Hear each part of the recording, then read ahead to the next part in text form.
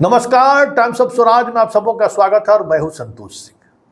और आज हम टाइम्स ऑफ स्वराज में एक ऐसे लोकसभा क्षेत्र की चर्चा करने जा रहे हैं जिस लोकसभा क्षेत्र की हार की वजह से पूरा संघ और बीजेपी का इलीट तबका सकते में है और वो अब ये मानने लगा है कि इस सीट के हार का मतलब है कि पार्टी और संघ की पकड़ कमजोर पड़ने लगी है, या ये यूं कहें कि अब ये दोनों संगठन का प्रभाव लोगों के जेहन से निकलना शुरू हो गया है। क्योंकि बीजेपी एक ऐसे कंस्टिट्यूएंसी से चुनाव हारा है जिस कंस्टिट्यूएंसी में 1952 ईस्वी से वो जीतते आ रहा था। कुछ वर्षों के लिए दूसरे दल के लोग जरूर जीते, लेकिन 1952 समझ 52 और 57 दोनों उन्होंने जीता। और फिर 96 से जो जीत का सिलसिला शुरू हुआ, आप कह नहीं सकते हैं वो सिलसिला, आपका सोच नहीं सकते हैं कि किस तरीके से चीज़ें बदली उस कॉन्फ्रेंसी की। मतलब 96 से लेके 2009 तक, फिर 2014 से लेके 2024 तक उनकी पार्टी के ही सांसद रहे। पूरे रग रग में बीजेपी और संघ बसा हुआ था। लेकिन इस बार 55 सभा, प्रधानमंत्री के साथ साथ 55 हेलीकॉप्टर उस कॉन्स्टिट्यूएंसी में उतरा था। कौन नेता वहां नहीं गए? संघ के महामंत्री बीएल संतोष एक सप्ताह तक कैंप किए। बिहार के जो महामंत्री हैं दलसानिया जी, उनको तो पूरे चुनाव के लिए वहां रहने का आदेश हो गया। पूरा संघ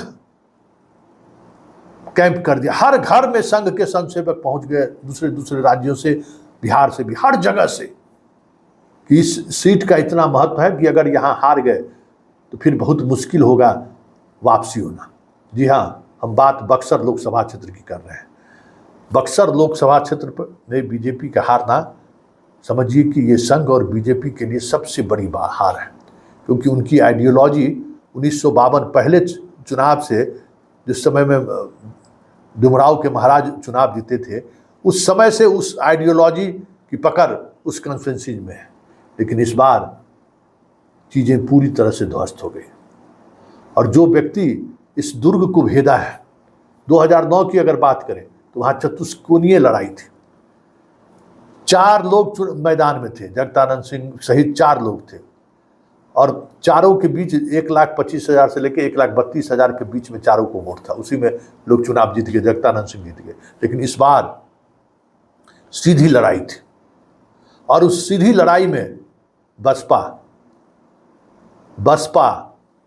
1,11,000 से ज़्यादा वोट ले आया, जो पिछले चुनाव की तुलना में 20,000 वोट ज़्यादा है। अब समझ लीजिए कि ये नहीं है कि आनंद मिश्रा के खड़े होने की वजह से सुधाकर सिंह चुनाव जीत गए। सुधाकर सिंह के सामाजिक बेस में भी बड़ा सेंधमारी हुआ बसपा की ओर से। ददन पहलवान 15,000 वोट ले आए, और एक सुधाकर नाम का ही व्यक्ति खड़ा था निर्दलीय, वो भी 15,000 वोट ले आए। तो ये जो 12 से 15,000 वोट वो भी लाए हैं। वो जो ये जो कहा गया कि आनंद मिश्रा की वजह से सुधाकर सिंह जीत गए, ये एक सत्य, अर्ध सत्य है। पूर्ण सत्य यही है कि सुधाकर सिंह के साथ राजपूत मतदाता पूरी तौर पर खड़े नहीं थे। ये भी जान लीजिए, रामगढ़ जो जगदानंद सिंह का कंस्टिट्यूएंसी है, सुधाकर सिंह का घर का इलाका है, वहाँ राजपूत के मतदान केंद्रों पर देख लीजिए वोटिंग परसेंटेज, वहाँ बीजेपी को कितना वोट मिला है। आप हैरान रह जाएंगे कि राजपूत उम्मीदवार होने के बावजूद भी सुधाकर सिंह के खिलाफ 50-55% राजपूतों का वोट गया है। आप डाटा, मेरे पास डाटा है, डाटा से आप देख सकते हैं कि हर राजपूत बूथ पर बीजेपी को कितना वोट आया है। वहाँ अन्य जातियाँ नहीं है, जहाँ पूरी तौर पर 80%, 90% राजपूत मतदाता हैं, वहाँ देखिए कि वहाँ बीजेपी को कितना वोट मिला है। इसके बावजूद भी सुधाकर सिंह संघ और बीजेपी को इस किला को भेदने में कामयाब हो गए। इसकी वजह जानकर आप हैरान रह जाएंगे। और क्यों पूरा संघ और बीजेपी इनको हराने के लिए लगी हुई थी, ये जानकर भी आप हैरान हो जाएंगे। सुधाकर सिंह जिस तरीके से किसान आंदोलन में अपनी पूरी ताकत, पूरी तन्मयता के साथ जिस तरीके से अपनी बात को, अपने आंदोलन को बढ़ाया था, बीजेपी और संघ की ये कोशिश थी कि उस बैकग्राउंड का, मतलब कृषि आंदोलन से जुड़े हुए बैकग्राउंड के लोग सदन में ना पहुंचे, उनकी कोशिश थी। जैसे कन्हैया जैसे लोग सदन में ना पहुंचे, उनकी पूरी कोशिश है, क्योंकि ऐसे लोग अगर सदन में पहुंचे तो फिर जो तर्क का जो एक तर्कस से तीर निकलेगा उसको संभालना बहुत मुश्किल है, क्योंकि आइडियोलॉजी के तौर पर बीजेपी और संघ के पास कन्हैया और सुधाकर सिंह जैसे नेताओं का तोड़ नहीं है, इसलिए दोनों इनके दुश्मन नंबर 1 है। और इसी की वजह है कि BL संतोष वहाँ एक सप्ताह कैंप की, पैसा का तो पानी की तरह बह गया। मिथिलेश जनाब थोड़ी चुनाव लड़ रहे थे, पूरी पार्टी और संघ चुनाव लड़ रही थी, एक एक बूथ पर पन्ना प्रमुख से लेकर सब लोगों को रोज टाइट किया जा रहा था। तो फिर कहिएगा कि ये वोट आया कहाँ से?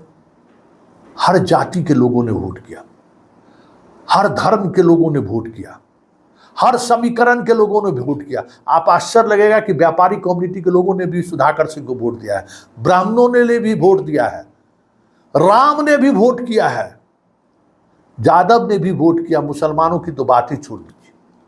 सबसे दिलेरी जिसने दिखाई इनके साथ खड़े होने का, तो मुसलमानों ने दिलेरी दिखाई। राजपूत में भी वोट बटा, लेकिन मुसलमान का वोट एक जगह रहा।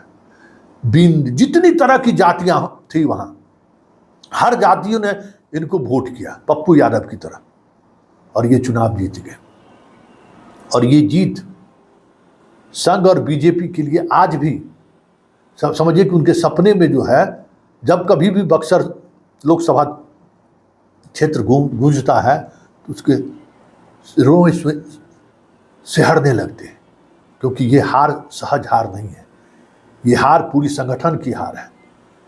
और इस हार ने इस तरीके से संघ और बीजेपी को हिलाया है जिसकी कल्पना आप शायद सपना में भी नहीं कर सकते।